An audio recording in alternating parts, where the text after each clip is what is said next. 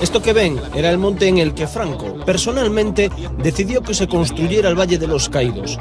Son imágenes de 1940. Casi 20 años después, entraba así, bajo palio, para inaugurar el monumento, su capricho faraónico. Un lugar en el que reposan los restos de más de 60.000 personas, como les contamos en el reportaje anterior, Operación Caídos. Una construcción titánica, sobre la que nunca, hasta hoy, se había contado toda la verdad. El Valle de los Caídos era la obsesión de Franco, y lo tenía que hacer a cualquier precio. Imagínense atravesar esta montaña de roca para construir este monumento subterráneo. Hoy vamos a desvelarles cómo se realizó esta impresionante edificación del franquismo. Conocerán los caprichosos cambios de opinión de Franco, cómo el dictador se interesaba en persona, por el más mínimo detalle, y por qué quería hacer esta obra sin importarle lo que costara. Hablaremos con los protagonistas de la construcción de este conjunto.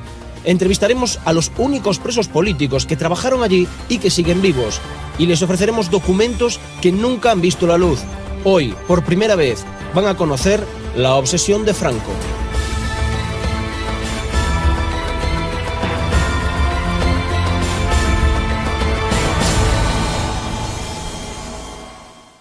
Aquí fue donde Franco encontró lo que quería. El dictador decidió personalmente el lugar de la construcción.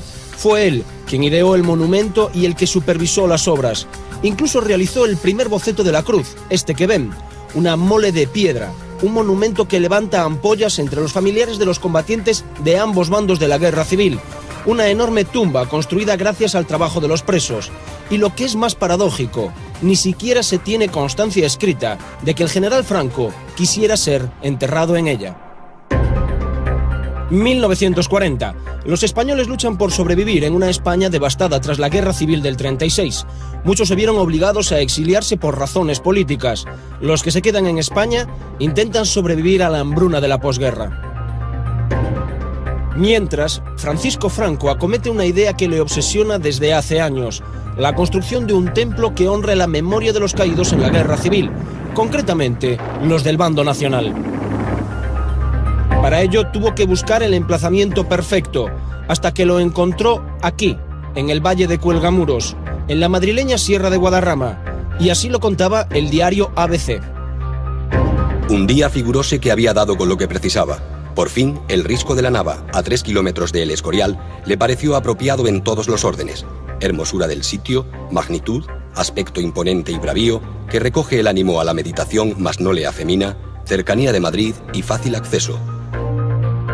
Nosotros tenemos la referencia de alguien que es patrono de esta casa, que es un general, el general Esquivias, que fue ayudante de Franco, y ha contado muchas veces como él acompañaba al generalísimo a caballo, buscando ir por allí, por todos aquellos lugares de la Sierra de Madrid, el lugar apropiado, y lo encontraron, porque realmente el valle es una gloria de lugar. Por fin Franco había encontrado el sitio, y por fin podría hacer realidad el sueño que le obsesionaba. El día 1 de abril de 1940, primer aniversario de la victoria, un decreto sienta las bases de lo que hoy conocemos como el Valle de los Caídos. Un decreto firmado por el dictador en el que se fija el monumento, y cito textualmente, como lugar de meditación y de reposo en que las generaciones futuras rindan tributo de admiración a los que les legaron una España mejor. Tal era el ansia del dictador por construir el monumento, en el que luego habría de enterrar a miles de muertos, que pretendía que las obras de la cripta estuvieran finalizadas en el plazo de 1 año. Jamás pensó que tardaría 19 años en ver acabado todo este conjunto. Casi 2 décadas en las que se invirtieron 1.086.460.331,89 pesetas. La construcción del valle se costeó a base de donativos de particulares que Francisco Franco había ido recibiendo a lo largo de la guerra. En total consiguió 234,5 millones de pesetas. En tiempo de guerra Franco pidió a los españoles que le entregasen lo que pudieran para la guerra. Y entonces hubo mucha gente, yo he conocido, que entregaron sus alianzas de oro. Joyas, dinero, lo que podían. Y Franco no lo utilizó durante la guerra, recuerda que no hizo falta y no lo utilizó. Entonces con eso empezó a hacer el valle. Llegó un momento en que se empezó a terminar el dinero. que en una reunión con Franco pues, se planteó este asunto de que el dinero se iba terminando. Y dijo Franco, pues hay que pensar qué hacemos. Y dijo, pues como no hagamos una lotería. Y se queda serio Franco y dice, sí señor. En efecto, Franco decidió que los beneficios de la lotería del 5 de mayo de cada año fueran destinados a sufragar las obras. Unas obras cuyo primer director sería el arquitecto Pedro Muguruza. Con él comenzarían los trabajos previos, como la perforación de la cripta.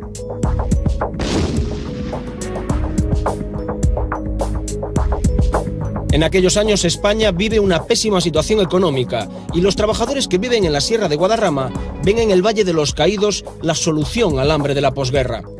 A finales de 1940, el padre de Fernando Taguas, oficial de carpintería, decide que, dado el gran volumen de trabajo que existe en Cuelgamuros, lo más práctico es trasladarse a vivir allí con toda su familia. ¿Usted con cuántos años llegó a Cuelgamuros? Con 7. Con 7 años. ¿Y todos vivían ahí? Vivíamos ahí y mi padre subía todos los días a trabajar arriba. Allí teníamos una casita medio regularilla. Nosotros éramos 4 hermanos, mi padre, mi madre y mi abuela. Cuelgamuros son todos mis recuerdos.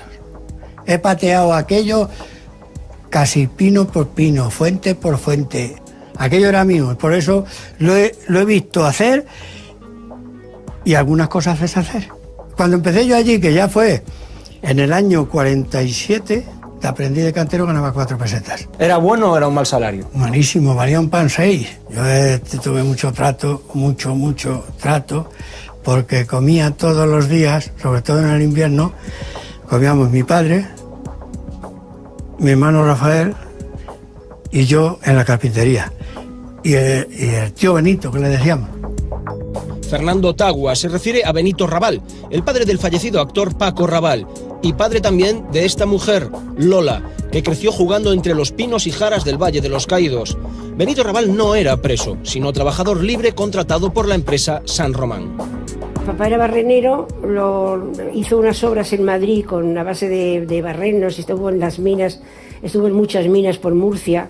No sé cómo llegó a oídos del ingeniero San Román, que papá había trabajado en las minas y lo contrató. Y entonces, como no había trabajo en Madrid ni había nada y estaban pasando mucha hambre, pues entonces nos fuimos todos a Cuelgamuros, eso, en 1940. Y se vino también mi hermano Damián. 31 de julio de 1941. Franco está impaciente, como se ve aquí, en el decreto de creación del Consejo de Obras, en el que se afirmaba que había llegado el momento de impulsar decididamente la obra para coronar su término en el menor plazo posible, y se le daba la autoridad y autonomía de gestión para solventar todas las dificultades que las circunstancias presentes puedan presentar. Pero las obras no avanzan con la rapidez que Franco quiere. Se necesita emplear a más trabajadores y la solución está en las cárceles. Hacia finales de 1942, a los obreros, a los empleados libres que trabajan horadando el risco de la Nava, se van incorporando poco a poco presos políticos. La población penitenciaria a principios de los 40 ascendía a 260.000 personas. Era el 1% de los españoles. Hoy hay 67.000 reclusos, es decir, el 0,14% de los habitantes del país. Fue otra de las consecuencias de la guerra civil y la posterior victoria de Franco. Las cárceles estaban abarrotadas. Aprovechando el decreto del 38 sobre redención de penas, que autorizaba el arrendamiento de los presos a empresas privadas que precisaban mano de obra con urgencia, los presos comienzan a trabajar en el valle. El recluso redimía un día o más, según las condiciones, por día trabajado. El actual abad del monasterio lo recuerda bien. Simplemente lo que ocurrió fue la aplicación de una ley que ya estaba vigente en España, la Ley de Redención de Penas por el Trabajo. Pero el hecho de que finalmente vinieran aquí algunas de esas personas se debió no directamente del gobierno, no fue iniciativa del gobierno, fue iniciativa de las empresas que al encontrarse con dificultades de mano de obra, pensaron efectivamente, recordaron la existencia de esta ley y preguntaron al gobierno, ¿esta ley es aplicable también en este caso? El gobierno respondió afirmativamente y fueron estas empresas las que se presentaron pues, en las prisiones para pedir para preguntar quiénes deseaban efectivamente venir al valle para trabajar en estas condiciones de redención de penas. Las empresas constructoras se repartieron los trabajos y establecieron 3 destacamentos para que vivieran los empleados. Uno, el del monasterio, otro, el que se encargaba de horadar el risco para hacer la cripta, y el tercero, el que construía la carretera de acceso. De los 2.500 obreros que, según cifras estimadas, trabajaron durante los 20 años que tardó en construirse el valle, unos 1.000 eran presos que reducían sus penas a golpe de trabajo. Un esfuerzo descomunal si tenemos en cuenta que en los años 40 todavía no existían las tuneladoras. Andrés Iniesta, 86 años, fue detenido con tan solo 16. Su delito, ser el hijo del alcalde socialista de Euclés, en Cuenca. Andrés acabó picando piedras en el valle. Tario Rubio, que también fue detenido, acabó, al igual que Andrés, trabajando en la construcción de la carretera que conduce hasta la cruz de la Santa Basílica del Valle de los Caídos. Andrés y Tario vuelven hoy con nosotros al valle para volver a visitar el lugar que construyeron con sus propias manos.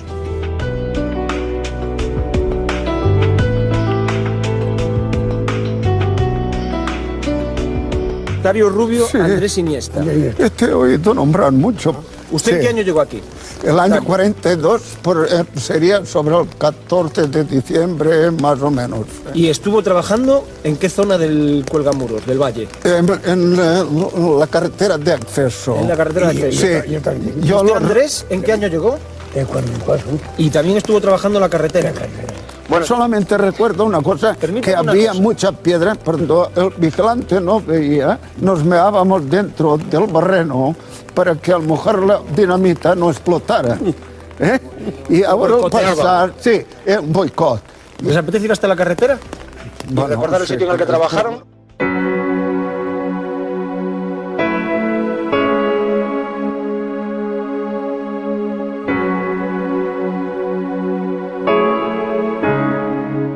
Darío, ¿se sintió usted esclavo trabajando aquí?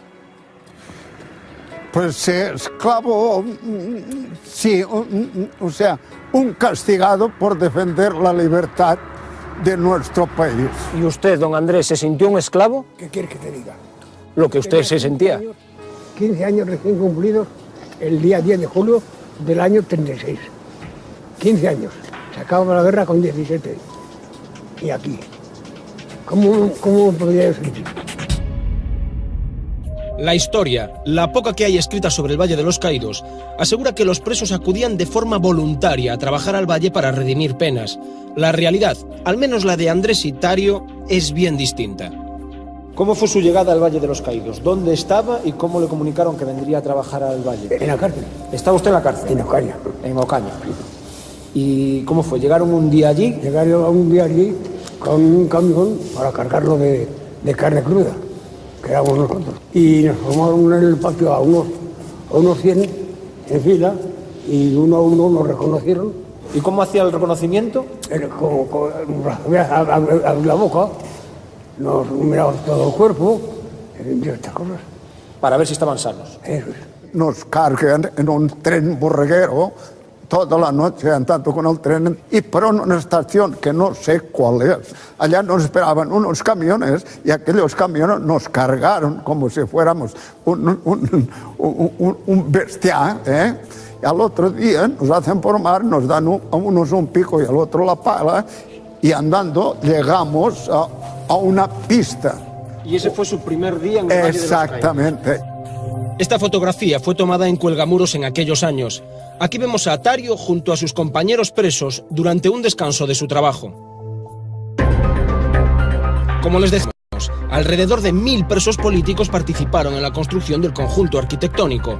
El Estado cobraba a las empresas 10 pesetas con 50 al día por el alquiler de cada preso, pero el recluso solo recibía 50 céntimos, un negocio redondo tanto para las empresas como para el Estado. ¿A ustedes les pagaban por trabajar en la construcción de la carretera del Valle? A mí sí, 50 céntimos de peseta. 50 céntimos por día. Nos pagaban al final de semana, nos lo daban en dinero, en pesetas. ¿Sabes lo que es peculio? No. Papel hecho dinero. ¿Unos pagares? Vale por 10 reales, vale por primero. El momento más duro. Todo. No había nada, ni uno, ni uno, todo igual. Andrés y Tario son dos de los 3 únicos presos políticos que trabajaron en Cuelgamuros y siguen vivos. El otro es este hombre, Nicolás Sánchez Albornoz, que no quiere volver a pisar el valle. Él también cumplió parte de su condena como preso político en Cuelgamuros. Hijo de Claudio Sánchez Albornoz, presidente de la República en el exilio, Nicolás había sido detenido en 1947 junto a Manuel Lamana por hacer pintadas en los muros de la Facultad de Filosofía de la Universidad Complutense y repartir pasquines comunistas. Nicolás fue condenado a 6 años de cárcel y fue enviado al destacamento del monasterio como escribiente. ¿Recuerda usted cuántos trabajadores penados había en el destacamento del monasterio en el que estaba usted en el momento que estuvo usted?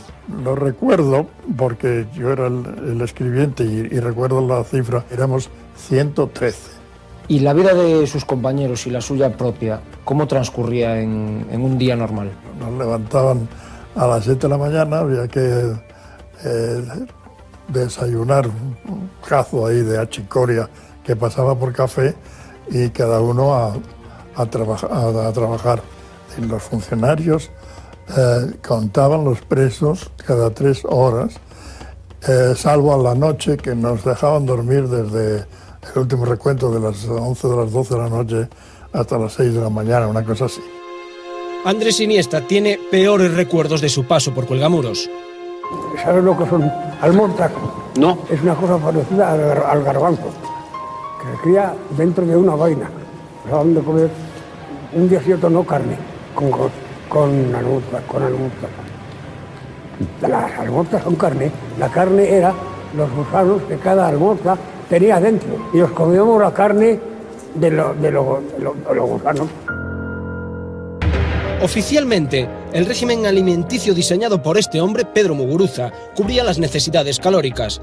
En este documento, redactado por el arquitecto, se indica que un obrero necesita entre 3.000 y 3.500 calorías diarias y se detalla cuántas calorías tienen los alimentos que se comen allí: legumbres, pan, leche, sardinas, así hasta llegar a las 3.240 calorías.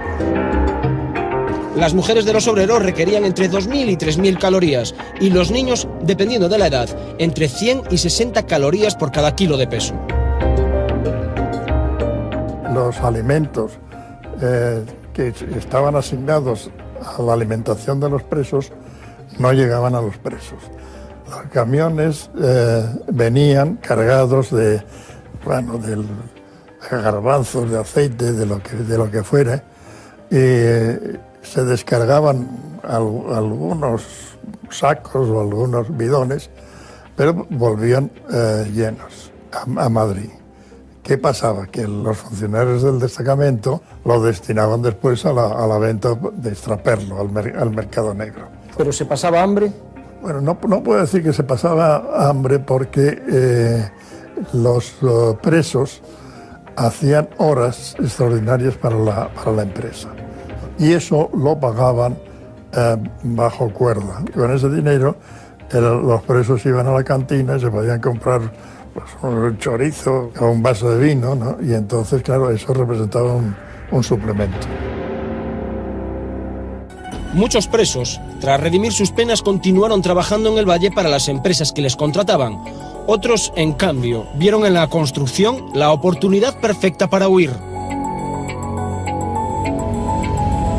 Fernando Colomo llevó al cine con su película Los años bárbaros la fuga de Manuel Lamana y Nicolás Sánchez Albornoz, una fuga de película.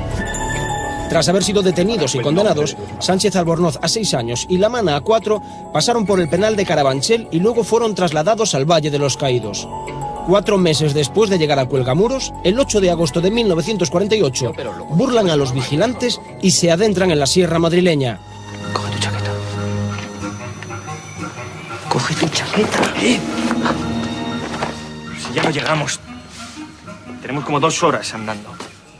Fuera les esperan el antropólogo Paco Benet, hermano del escritor Joan Benet, y 2 americanas, la periodista Bárbara Probst y Bárbara Myler, hermana del escritor Norman Mailer. Don Nicolás, reciben ayuda desde el exterior, vienen en un coche. La cita era delante del monasterio del Escorial. O sea que Lamana y usted tuvieron que ir andando desde Cuelgamuros hasta el Escorial. Así es. 14 kilómetros. Los recogen en el Escorial y el siguiente destino... Encaminarnos a Barcelona. ¿Hubo algún problema durante el viaje? Con percances, no sé qué pieza se rompió, tuvimos que esperar a que la arreglaran y todo eso tuvo un inconveniente importante porque, claro, nos retrasamos la llegada a Barcelona. No pudimos estar con el guía que nos iba a transportar, no había quien nos pasara, ni tampoco teníamos dónde alojarnos. Y entonces allí uno que hacía de enlace nos dijo, pero sí es muy fácil eso, en tal punto de la carretera hay que tirarse al monte y en 4 horas está en Francia. Pero claro, yo no conocía eso, entonces en vez de 4 horas pues fueron 3 días. A todo eso me rompí un tobillo. ¿En algún momento pensó que los pillaban? A cada 20 kilómetros había una pareja de la Guardia Civil pidiendo los papeles. ¿Y nunca tuvieron ningún problema, en ningún momento? Teníamos unos papeles perfectamente falsificados. Y con unas chicas con pasaporte americano tal, y pues pensarían que andábamos de juerga, sí, no de fuga. Tras fugarse, Nicolás estuvo 18 años exiliado en Argentina. Mientras tanto, los trabajadores libres que vivían en el valle, como el padre de Fernando Taguas, establecían estrechas relaciones con los presos.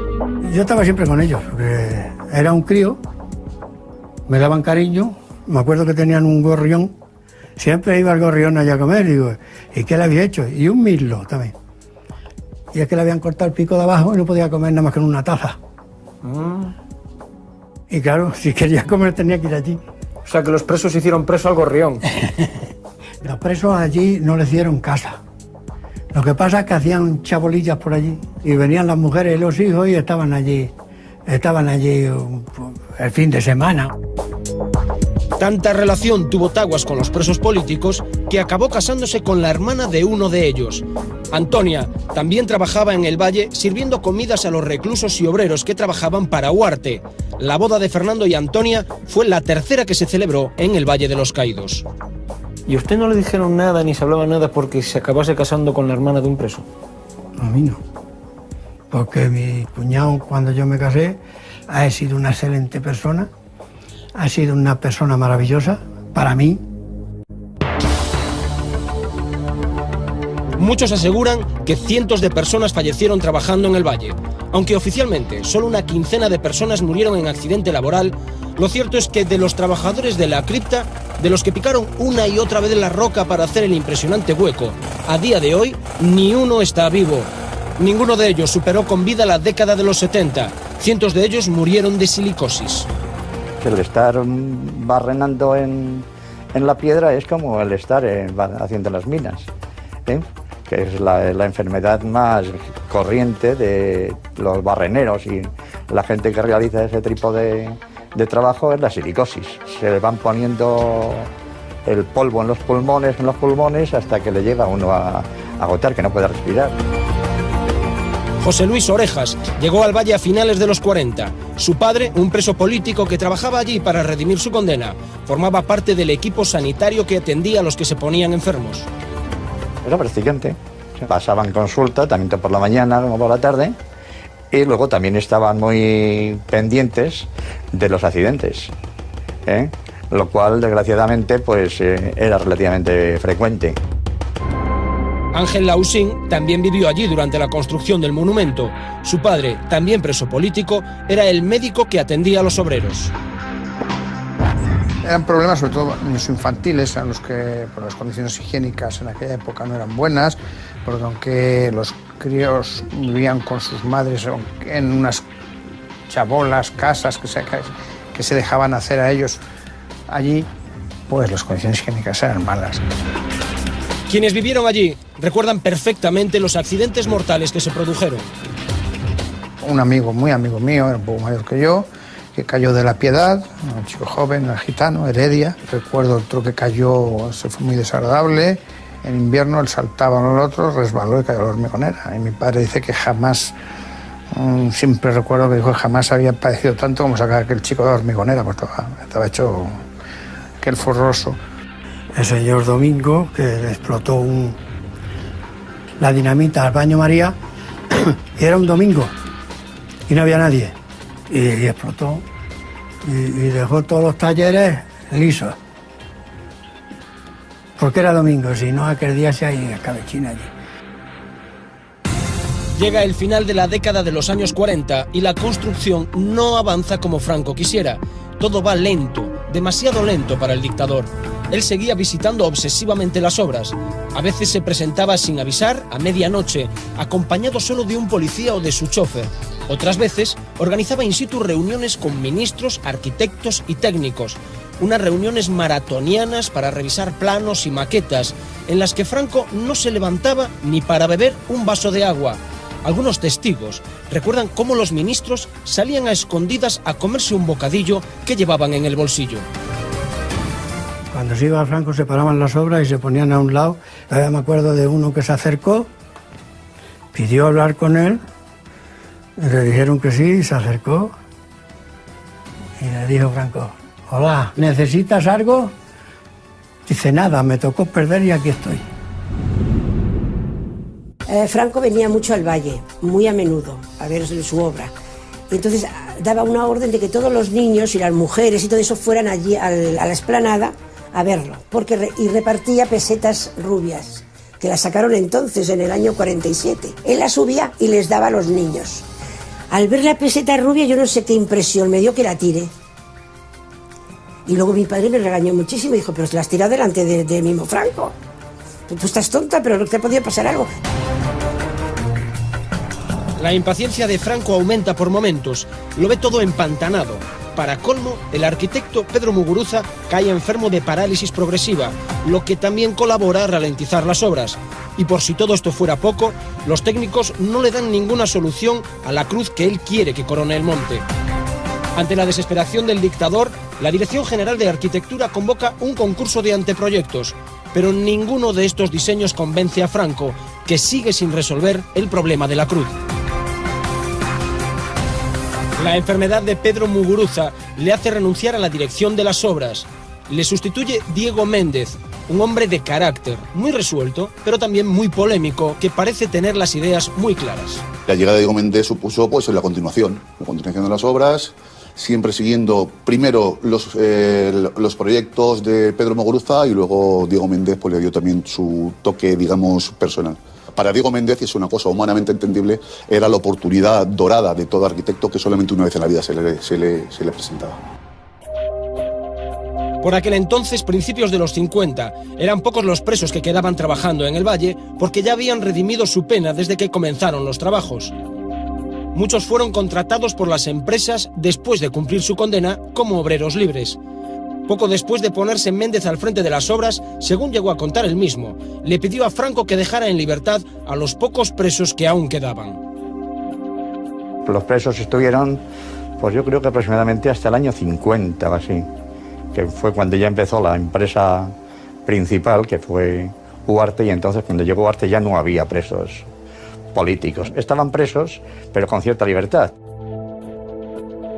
El propio Méndez describía así el trabajo de los penados en el libro La verdadera historia del Valle de los Caídos, del escritor Daniel Sueiro. No es que ellos tuvieran conciencia de que eran unos criminales. Eran tan primitivos, que hacían las cosas como puede hacerlas un bicho cualquiera, sin conciencia ninguna de lo que hacían. ¿Cómo voy a decir yo? Como quien mata una cucaracha. Con ellos y con el resto de los obreros, Méndez prosiguió el trabajo. Poco después, en una de sus frecuentes visitas, Franco entró en la cripta y quedó estupefacto. A esto le faltan dimensiones, dijo. Esto da la sensación de que entramos en un túnel. Lo que se estaba haciendo le parecía pequeño. La cripta era de 11 metros de alto por 11 de ancho. Diego Méndez propuso al dictador ampliar las dimensiones al doble, 22 metros de alto por 22 de ancho, a lo grande. Ahora sí que Franco estaba satisfecho. Mientras tanto, en el Valle todo iba viento en popa. Se seguía necesitando mano de obra y los propios hijos de los presos se integraban en la plantilla. Yo empecé a trabajar allí en el año 53 como listero. Un listero es una persona que se limita lleva una lista y va por los distintos tajos, o sea, distintas unidades de trabajo, pasando lista a ver quién ha venido y quién no ha venido. Nosotros entrábamos a las 8 de la mañana, luego salíamos a las 7. El arquitecto Méndez estaba satisfecho del ritmo de trabajo. Al régimen le gustaba lo que estaba haciendo y le dejaban tranquilo. Apenas le modificaban nada al arquitecto. Sin embargo, seguía habiendo algo sin resolver. La cruz, la verdadera pesadilla de Méndez. El propio Franco le llegó a dibujar personalmente este boceto para tratar de explicarle lo que quería.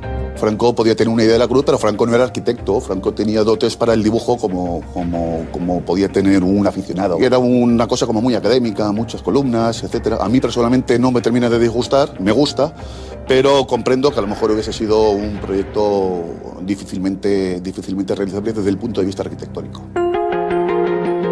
Diego Méndez buscaba algo espectacular, una cruz, según llegó a decir, única en el mundo.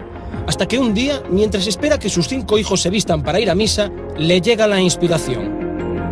Absorto, casi iluminado, casi instrumento pasivo, el lápiz en la mano con el que hacía arabescos en un papel, sin darme cuenta, dibujé exactamente la cruz tal como está ahora. Por fin, la cruz que tantos quebraderos de cabeza había dado a arquitectos, técnicos, ministros y al propio Franco, tenía ya su proyecto.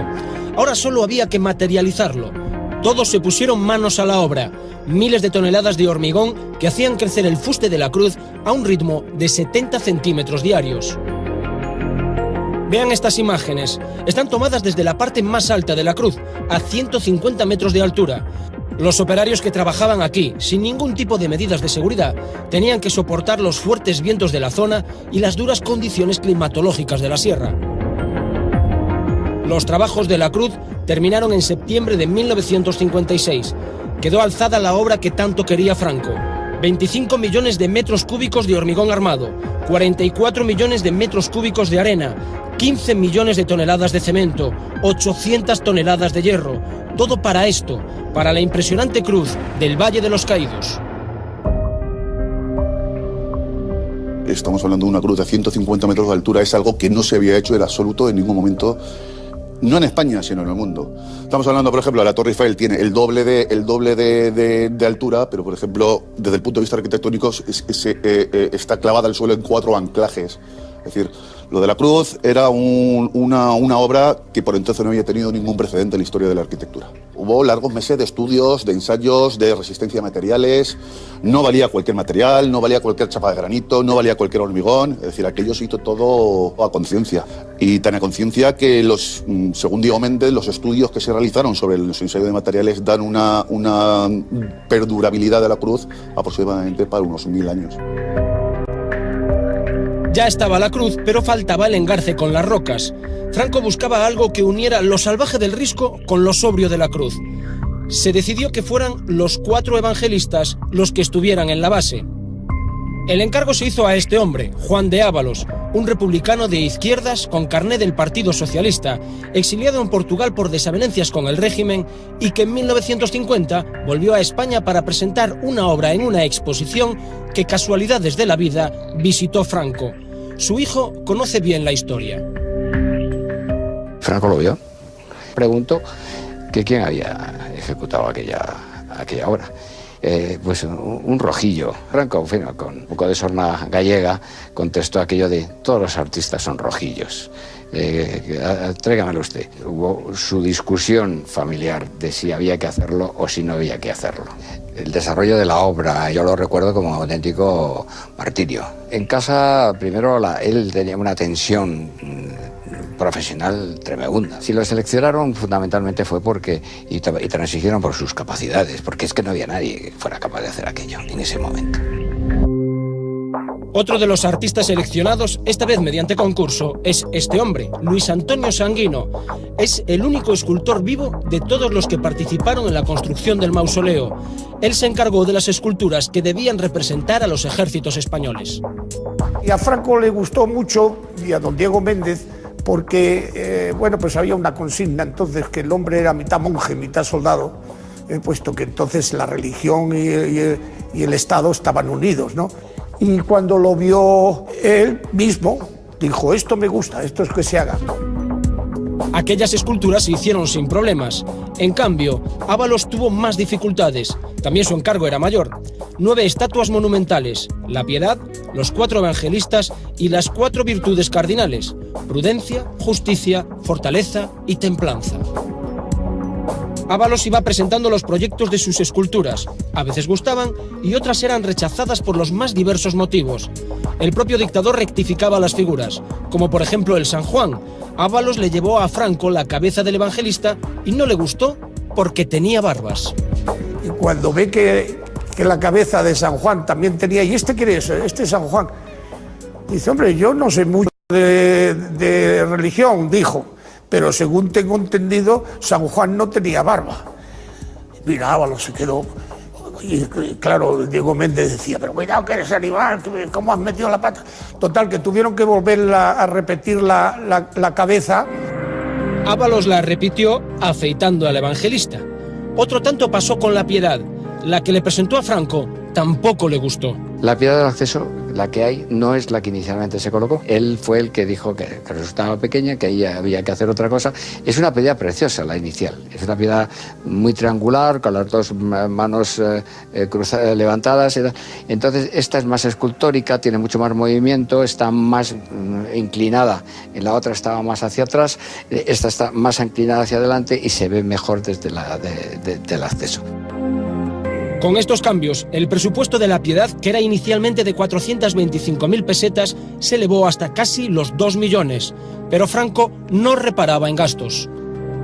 Se hacía un dibujo, decía, bueno, la puerta tiene que ir así, la Piedad arriba, tal cual. Una puerta de esas pues debía costar, yo que sé, un montón. Y cuando ya estaba terminada, venía y miraba y decía, no me gusta. No, la quiero tirarla, entera. Al ver todo el mundo que aquello costaba muchísimo y todo eso, Ábalos le dijo a él, a Franco, ¿por qué no lo hacemos en escayola? Usted lo ve y si le gusta lo hacemos. Ah, no, porque escayolas. Y entonces aquella puerta se repitió, no te diré, no sé las veces, pero muchas. Era tremendo el esfuerzo para, de las piezas originales, descomponerlas por hiladas, cortar cada hilada en trozo, cada trozo que pesara un máximo de 1.200, 1.300 kilos, retallarlo en calatorao, montarlo, sujetarlos con grapas, rellenar de hormigón aquello. Y mi padre esto no cobró por la dirección de las obras. Juan de Ábalos cobró 900.000 pesetas por sus trabajos. En total, unas 80 esculturas, entre cambios de proyectos, rectificaciones y obras definitivas. Él estaba muy satisfecho, aunque habíamos pasado muy malos ratos. Habíamos recibido anónimos de muerte en casa de ambos bandos. Y si Juan de Ábalos era militante socialista, otro de los escultores del Valle era nacionalista vasco. Se trata de Julio Beovide, el autor del Cristo crucificado del altar mayor. Beovide recibió el encargo de la escultura, sin saber que era Franco el que lo había pedido. Sus allegados temían que se negara. Le dijeron que se trataba de un cliente americano. Y al dictador, por supuesto, tampoco le informaron de que un nacionalista vasco estaba haciendo el Cristo. Al final, Beovide, tras cobrar su talón por 20.000 pesetas, se enteró del verdadero destino de la obra. El Cristo fue colocado sobre una cruz de enebro que, según contaba la prensa de la época, había sido talado personalmente por Franco en los bosques de Río Frío. Otro síntoma del control exhaustivo del dictador sobre todo cuanto rodeaba al valle. Franco anunciaba de que iba a bajar y todos lo arreglábamos todo porque iba a venir a ver las esculturas y las veía y pues está muy bien. Algunas veces queríamos preguntarle algo, pero aquel enano, que era muy bajito, tenía una especie de empaque que cuando llegaba él se te hacía un nudo en la garganta y no eras capaz de preguntarle nada. Observen ahora estos monolitos. También están en el Valle de los Caídos. Franco tenía conocimiento de su existencia desde 1940 y ya entonces sabía que los quería aquí. Fueron labrados en una sola pieza en el siglo XVI y estaban olvidados en unas canteras de Toledo. Su nombre, los Juanelos, se deben a su escultor, el italiano Juanello Turriano. 11 metros de altura, 1,45 de diámetro y 54 toneladas de peso cada uno, que tuvieron que ser transportados mediante unas plataformas especiales creadas al efecto. Diseñan unos camiones con unas plataformas, con unos cables de acero, etcétera, porque el Juanello tenía que ir absolutamente en el aire. No podía apoyar en ningún sitio porque si apoya en la plataforma del camión en cualquier bache, parte el Juanello por el medio, por el sitio más débil. Entonces sí supuso por allí por donde pasaba supuso un acontecimiento en cualquiera de las poblaciones, primero toledanas y después madrileñas por las que pasó. Año 1957. Las obras están a punto de terminar. Unos 2.000 obreros, ya todos libres, siguen trabajando en turnos de 8 horas. Llega el momento de avanzar en las conversaciones que se habían iniciado con los religiosos de la abadía de Silos para ocuparse del culto en la basílica. Pero antes había que resolver un curioso problema. El monasterio que les había diseñado Muguruza estaba a unos cientos de metros de la entrada posterior de la cripta, y a los monjes les pareció extremadamente incómodo. El que luego sería el abad, Fray Justo Pérez de Urbel, lo dejó claro ante el arquitecto, como recoge el periodista Daniel Sueiro en su libro La verdadera historia del Valle de los Caídos. Esto tiene un gran inconveniente. Si quieren ustedes que nosotros seamos los monjes de esto, con esta distancia inmensa que hay de un sitio a otro, nosotros tenemos que levantarnos de noche y esto está a medio kilómetro del santuario. Así que yo creo que esto no va a servir. Así que convencieron a Franco para que el edificio ya construido se destinara a hospedería y centro de estudios sociales y se hiciera una abadía nueva adosada al monte, de tal modo que permitiera a los religiosos acceder a la basílica a través de una galería subterránea sin tener que pasar frío. Salvado el escollo, se publica el decreto ley de 23 de agosto de 1957 por el que se establece la fundación de la Santa Cruz del Valle de los Caídos bajo el alto patronato del jefe del Estado. En este documento se otorga a la fundación la titularidad del monumento y se fijan sus fines: rogar a Dios por las almas de los muertos en la Cruzada Nacional, impetrar las bendiciones del Altísimo para España y laborar por el conocimiento e implantación de la paz entre los hombres.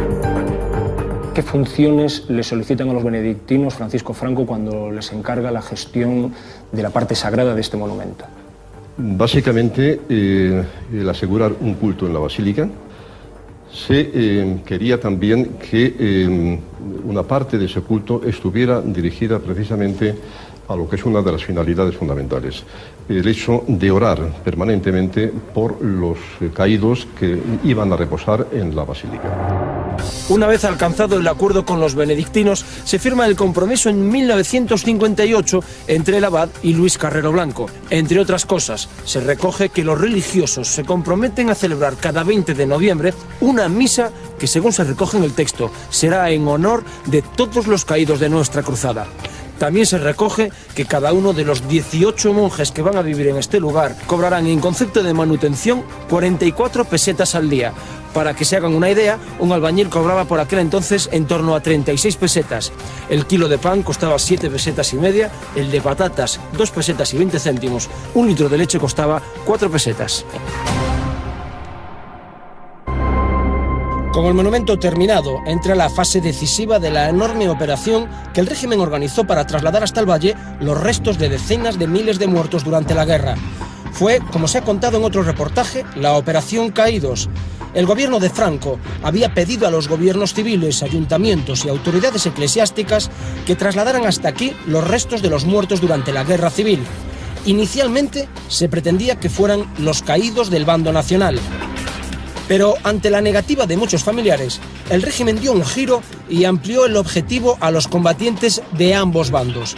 Así, a falta de un año para la inauguración del monumento, el Ministerio de la Gobernación solicitó a las autoridades locales una relación detallada de las fosas comunes existentes en cada zona y de todos los muertos enterrados en cementerios católicos, iglesias o panteones. Se movilizó a todo el país. El gobierno de Franco estableció 4 categorías de restos: los de clase A, enterrados en cementerios parroquiales, iglesias o panteones que estuvieran identificados y para cuyo traslado se necesitaba el consentimiento de los familiares. Los de clase B eran los enterrados en cementerios, iglesias o panteones, pero que al estar en una fosa colectiva no pudieran ser identificados individualmente. Los de clase C engloba los enterrados en fosas abiertas, en trincheras, cunetas o en medio del campo, algo a lo que le llaman eufemísticamente cementerios especiales, siempre que pudieran ser trasladados de forma individual. Y por último, la clase D, enterrados en cementerios especiales y que no estuvieran identificados. Como vemos, solo para mover los cadáveres de la clase A era necesaria la conformidad familiar. Así, la mayoría de las veces de forma clandestina y en camiones como este, fueron llegando los restos desde distintos puntos de España hasta el valle. Y aquí, como vemos en estas fotos, se disponían en los columbarios, es decir, en las estancias preparadas al efecto a ambos lados de la basílica. A pie de columbario se anotaban en el libro de registro. Este programa pudo examinar este libro. Aquí constan 33.847 cadáveres inhumados. Sin embargo, según el propio abad del Valle de los Caídos, puede que haya muchos más. El cálculo final que se hizo fue casi sistemáticamente a la baja. Con lo cual tenemos la sensación, que es la sensación que nos transmitían quienes estaban encargados de esta operación, que el número real era bastante superior al número que quedaba reflejado finalmente. ¿Usted se atrevería a dar una cifra oficiosa de la cantidad de personas que puede haber aquí enterradas? Menciono la que entre los encargados de esta operación se mencionaba. Estaba muy cerca de las 60.000 personas. 60.000 cadáveres que abarrotan las estancias del edificio más emblemático del franquismo. 1959. Por fin todo está dispuesto para la inauguración del Valle de los Caídos. Han sido 19 años de obras para conseguir este conjunto faraónico: hospedería, abadía y basílica. Una construcción que costó 1.086 millones de pesetas de la época. Solo la cripta costó 356 millones y la cruz 114 millones. Llegado el fin de las obras, era el momento de hacer cuentas y liquidar las deudas con todos los que habían trabajado allí. Obreros, escultores y arquitectos que, salvo Diego Méndez, no conocían el alcance de la operación de exhumación de cadáveres de las fosas y cementerios que se estaba llevando a cabo en paralelo para ser trasladados hasta el valle. Ellos se habían limitado a construir por encargo el monumento faraónico del dictador. No percibimos nada hasta casi terminar la obra. Fuimos todos al Banco de España a cobrar, con un talón a cobrar 800.000 pesetas. Tuvo gracia porque llegamos a Ventanilla y digo: oiga, ¿y cómo se van a llevar ustedes el dinero? Nada, cogimos todo el dinero, nos lo fuimos metiendo así en los abrigos y nos fuimos a desayunar a una cafetería que había enfrente del Banco España, que se llamaba El Dólar. 1 de abril de 1959, exactamente 20 años después del fin de la Guerra Civil, es la solemne inauguración del Valle de los Caídos. El día anterior habían sido trasladados hasta allí desde el Escorial los restos de José Antonio Primo de Rivera, el fundador de la Falange. Era el muerto más ilustre de los miles de combatientes que, gracias a la Operación Caídos, Franco ya había hecho sepultar durante los días anteriores en las estancias de la basílica destinadas a tal efecto, los columbarios, situados a uno y otro lado de la capilla central y tras los trípticos de las vírgenes de la galería. Fuera, en la explanada de acceso, se agolpaban miles de personas procedentes de toda España. Las empresas, las fábricas, las oficinas habían sido autorizadas por el régimen para dar permiso a los trabajadores que quisieran acudir a la celebración. Era el día largamente soñado por Franco. Fue muchísima gente a la inauguración, muchísima gente, por todos los lados.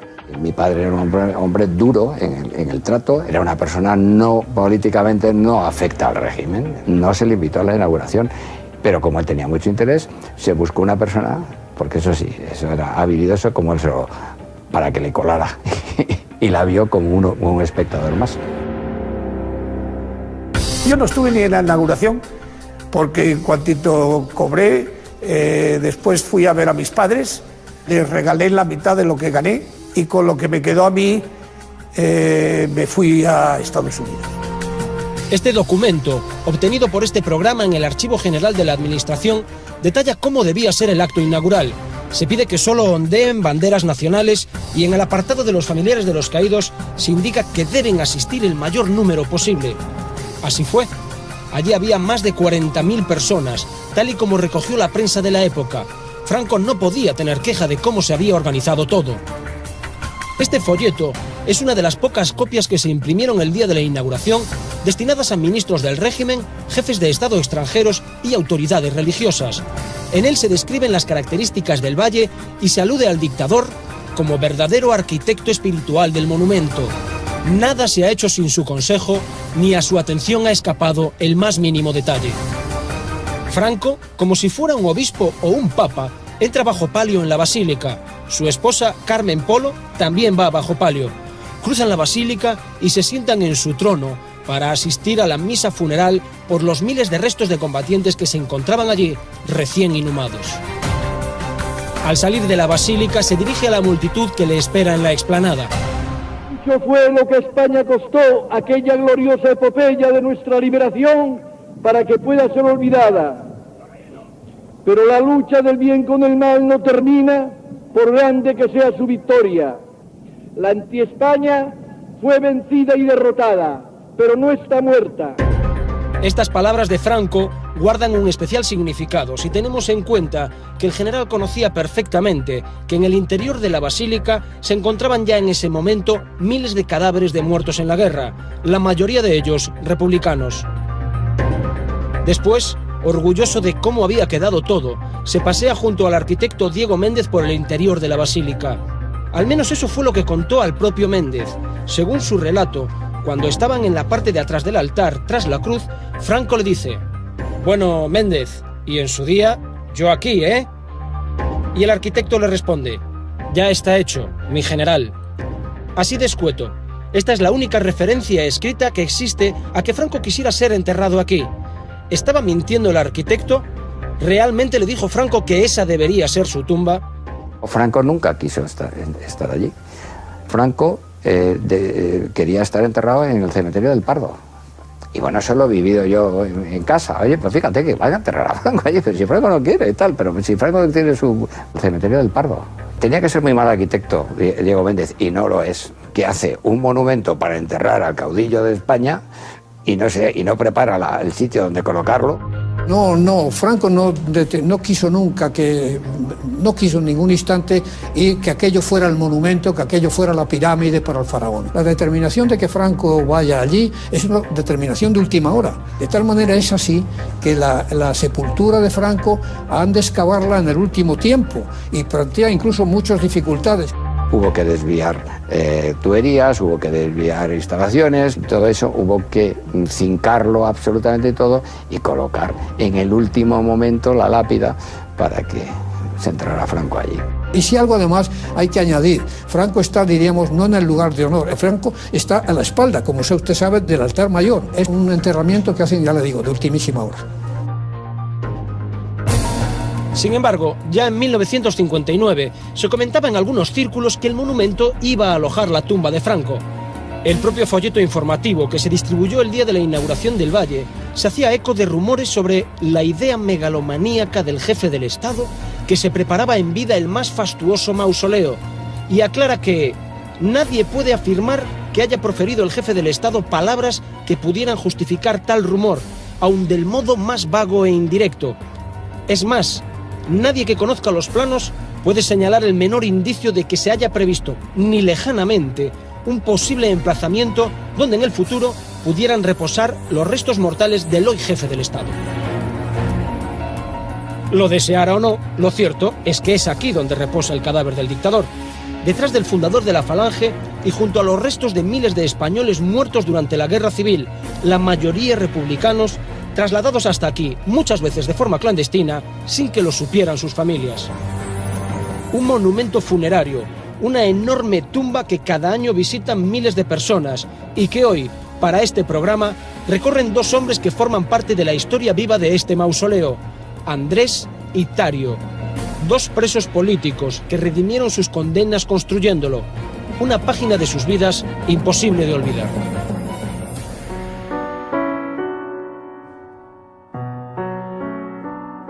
Qué horrible, qué vergüenza, la vergüenza nacional. ¿Cuántos compañeros morirían aquí? No lo sabremos nunca. Criminales fascistas. El pueblo no sabe nada de todo lo que pasó aquí. Nunca se nos pagará los sufrimientos que nos hicieron esta pandilla. Ahí lo tienes.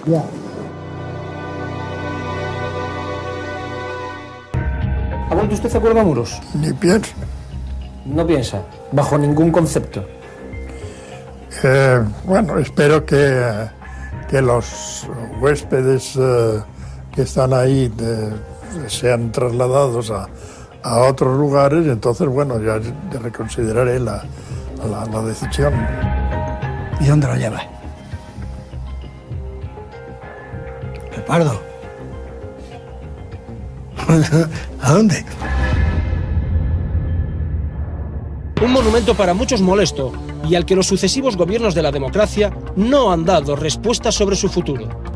Es algo así como un documento de la historia de España que, como todos los documentos, cualquiera que sea su contenido, debe ser preservado para el futuro de este país, para nuestro propio conocimiento, para que en función de las lecciones que han sido recogidas aquí, el futuro nos permita evitar situaciones tan completamente violentas como las que hemos vivido. Si aceptamos que aquello es un lugar donde no se van a más que a rezar por los muertos de España, de que en aquel lugar hay muertos de España de todos los colores y de que en aquel lugar los frailes, la comunidad no hace otra cosa que preces y oraciones, ¿por qué vamos a buscarle otro enclave y otra determinación? Es el lugar que tiene. ¿Qué se puede hacer allí? Hoteles de 5 estrellas o de 7 estrellas. Explicar cómo se construye, quién lo construye, explicarlo todo y museizarlo como un monumento del pasado, pero que sirve para el presente, para entender este pasado nuestro, ¿no? Un lugar de oración, una gigantesca tumba con miles de restos. Lo cierto es que el Valle de los Caídos está plagado de simbología de la dictadura y solo desde el año pasado, cuando se aprobó la Ley de la Memoria Histórica, están prohibidos los actos de exaltación del franquismo.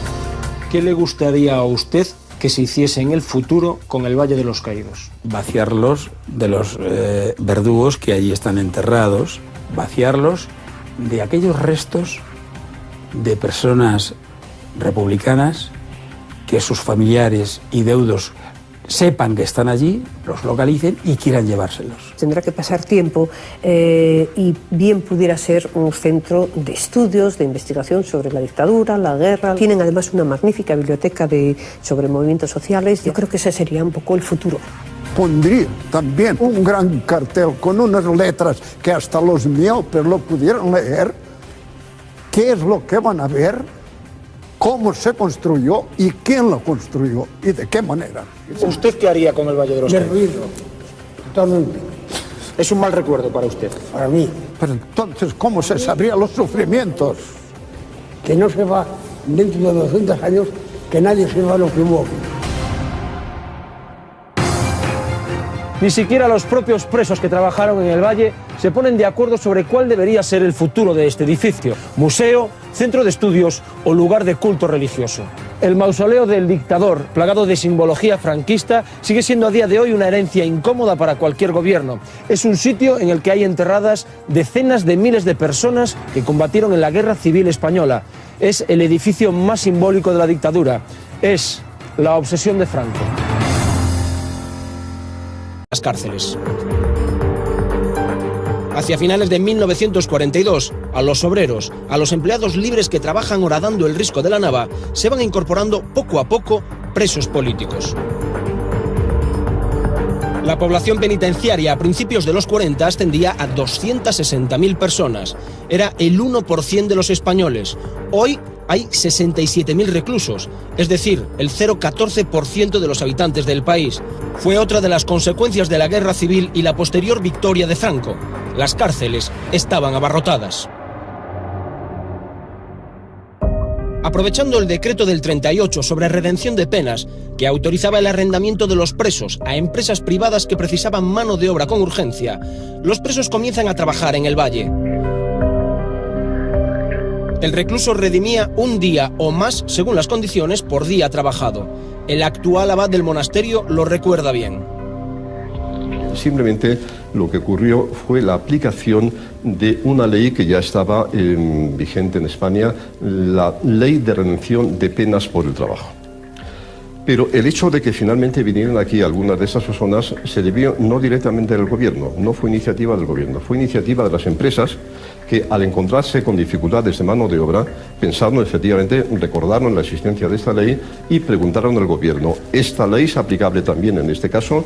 El gobierno respondió afirmativamente y fueron estas empresas las que se presentaron pues, en las prisiones para pedir para preguntar quiénes deseaban efectivamente venir al valle para trabajar en estas condiciones de redención de bienes.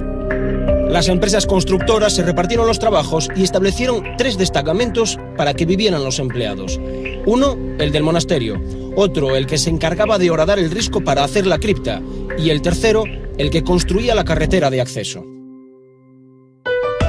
De los 2.500 obreros que, según cifras, estiman exiliarse por razones políticas, los que se quedan en España intentan sobrevivir a la hambruna de la posguerra. Mientras, Francisco Franco acomete una idea que le obsesiona desde hace años: la construcción de un templo que honre la memoria de los caídos en la guerra civil, concretamente los del bando nacional. Para ello tuvo que buscar el emplazamiento perfecto, hasta que lo encontró aquí, en el Valle de Cuelgamuros, en la madrileña Sierra de Guadarrama, y así lo contaba el diario ABC. Un día figuróse que había dado con lo que precisaba. Por fin, el risco de la Nava, a 3 kilómetros de El Escorial, le pareció apropiado en todos los órdenes: hermosura del sitio, magnitud, aspecto imponente y bravío, que recoge el ánimo a la meditación mas no le afemina, cercanía de Madrid y fácil acceso. Nosotros tenemos la referencia de alguien que es patrono de esta casa, que es un general, el general Esquivias, que fue ayudante de Franco, y ha contado muchas veces como él acompañaba al generalísimo a caballo, buscando ir por allí, por todos aquellos lugares de la Sierra de Madrid, el lugar apropiado, y lo encontraron, porque realmente el valle es una gloria de lugar. Por fin Franco había encontrado el sitio, y por fin podría hacer realidad el sueño que le obsesionaba. El día 1 de abril de 1940, primer aniversario de la victoria, un decreto sienta las bases de lo que hoy conocemos como el Valle de los Caídos. Un decreto firmado por el dictador en el que se fija el monumento, y cito textualmente, como lugar de meditación y de reposo en que las generaciones futuras rindan tributo de admiración a los que les legaron una España mejor. Tal era el ansia del dictador por construir el monumento, en el que luego habría de enterrar a miles de muertos, que pretendía que las obras de la cripta estuvieran finalizadas en el plazo de 1 año. Jamás pensó que tardaría 19 años en ver acabado todo este conjunto. Casi 2 décadas en las que teníamos una casita medio regularilla. Nosotros éramos 4 hermanos, mi padre, mi madre y mi abuela. Cuelgamuros son todos mis recuerdos. He pateado aquello casi pino por pino, fuente por fuente. Aquello era mío, por eso lo he visto hacer y algunas cosas deshacer. Cuando empecé yo allí, que ya fue en el año 47, te aprendí de cantero, ganaba 4 pesetas. ¿Era bueno o era un mal salario? Buenísimo, valía un pan 6. Yo tuve mucho trato, mucho trato, porque comía todos los días, sobre todo en el invierno, comíamos mi padre, mi hermano Rafael y yo en la carpintería. Y el tío Benito, que le decíamos. Fernando Tagua se refiere a Benito Raval, el padre del fallecido actor Paco Raval, y padre también de esta mujer, Lola, que creció jugando entre los pinos y jaras del Valle de los Caídos. Benito Raval no era preso, sino trabajador libre contratado por la empresa San Román. Papá era barrenero, hizo unas obras en Madrid con a base de barrenos, estuvo en las minas, estuvo en muchas minas por Murcia. No sé cómo llegó a oídos del ingeniero San Román, que papá había trabajado en las minas y lo contrató. Y entonces, como no había trabajo en Madrid ni había nada y estaban pasando mucha hambre, pues entonces nos fuimos todos a Cuelgamuros, eso, en 1940. Y se vino también mi hermano Damián. 31 de julio de 1941. Franco está impaciente, como se ve aquí, en el decreto de creación del Consejo de Obras, en el que se afirmaba que había llegado el momento de impulsar decididamente la obra para coronar su término en el menor plazo posible, y se le daba la autoridad y autonomía de gestión para solventar todas las dificultades que las circunstancias presentes puedan presentar. Pero las obras no avanzan con la rapidez que Franco quiere. Se necesita emplear a más trabajadores y la solución está en la que invirtieron 1.086.460.331,89 pesetas. La construcción del valle se costeó a base de donativos de particulares que Francisco Franco había ido recibiendo a lo largo de la guerra. En total consiguió 234,5 millones de pesetas. En tiempo de guerra Franco pidió a los españoles que le entregasen lo que pudieran para la guerra. Y entonces hubo gente mucha gente, yo he conocido, que entregaron sus alianzas de oro. Joyas, tal, dinero, lo que podían. Y Franco no lo utilizó durante la guerra, recuerda que no hizo falta y no lo utilizó. Entonces con eso empezó a hacer el valle. Llegó un momento en que se empezó a terminar el dinero. Que en una reunión con Franco pues, se planteó este asunto de que el dinero se iba terminando. Y dijo Franco, pues hay que pensar qué hacemos. Y dijo, pues como no hagamos una lotería. Y se queda serio Franco y dice, sí señor. En efecto, Franco decidió que los beneficios de la lotería del 5 de mayo de cada año fueran destinados a sufragar las obras. Unas obras cuyo primer director sería el arquitecto Pedro Muguruza. Con él comenzarían los trabajos previos, como la perforación de la cripta.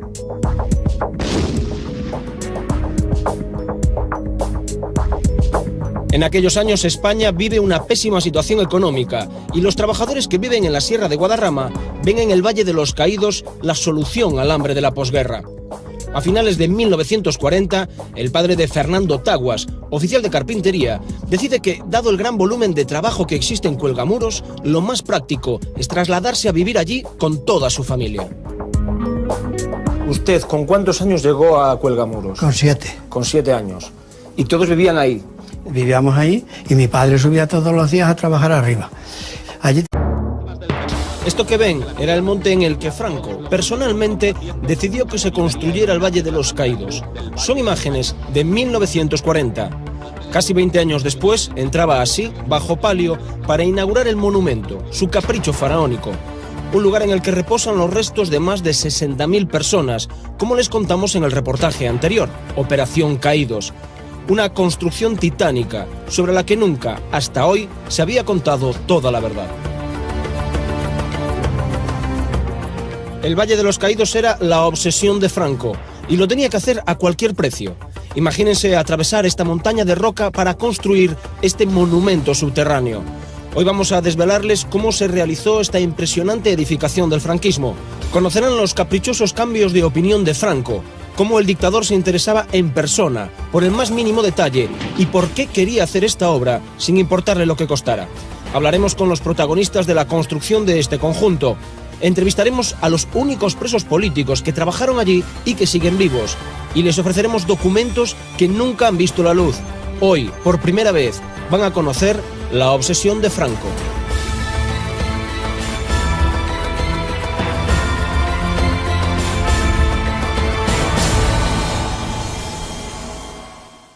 Aquí fue donde Franco encontró lo que quería. El dictador decidió personalmente el lugar de la construcción. Fue él quien ideó el monumento y el que supervisó las obras. Incluso realizó el primer boceto de la cruz, este que ven, una mole de piedra, un monumento que levanta ampollas entre los familiares de los combatientes de ambos bandos de la guerra civil. Una enorme tumba construida gracias al trabajo de los presos. Y lo que es más paradójico, ni siquiera se tiene constancia escrita de que el general Franco quisiera ser enterrado en ella. 1940. Los españoles luchan por sobrevivir en una España devastada tras la Guerra Civil del 36. Muchos se vieron obligados a